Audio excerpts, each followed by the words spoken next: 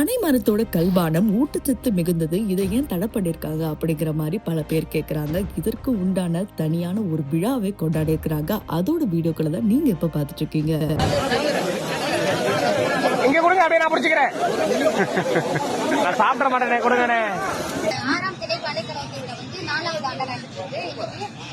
இது வந்து எதுக்கான அடிப்படையில நடக்குதுன்னா கல் தடை வந்து போட்டிருக்கிறதுனால அது ரொம்ப ஊட்டச்சத்து மிகுந்த பாடம். அது வந்து ஆரோக்கியம். அதனால அவ்வளோ ஒரு நல்ல மருந்தையும் உணவையும் வந்து தடை செய்து வச்சுக்கிறதுனால இந்த மாதிரி போராட்டம் பனை திருவிழா இந்த மாதிரிலாம் பண்ணுறது.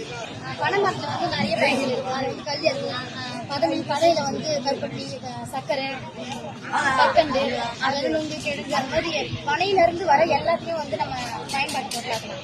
அந்த ஓலை பொருள்லேருந்து வர கைவினை பொருட்கள் செய்யலாம், அது வந்து விற்பனை பண்ணலாம்.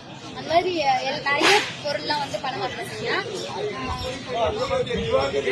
இந்த பனை மரத்துலேருந்து வர பொருட்களை வச்சு நம்ம பயன்படுத்தினாலும் என்ன நன்மை வரும்னா, இப்போ வந்து நம்ம பிளாஸ்டிக்ஸ்லாம் வந்து அதில் வந்து நம்ம தண்ணி கொடுக்கணும். அதில் வந்து நம்ம தண்ணி கொடுக்கணும். அது உள்ள பிளாஸ்டிக் அது வந்து நம்ம வெயிலில் வச்சா அதுல கலந்துரும். அப்போ நம்ம உடம்புக்கு வந்து அது வரும். அந்த மாதிரி அதெல்லாம் இல்லாம எல்லாத்தையுமே பனையோடையிலே செஞ்சு அதை பயன்படுத்துறதுனால நம்ம உடம்புக்கு வந்து எந்த மாதிரி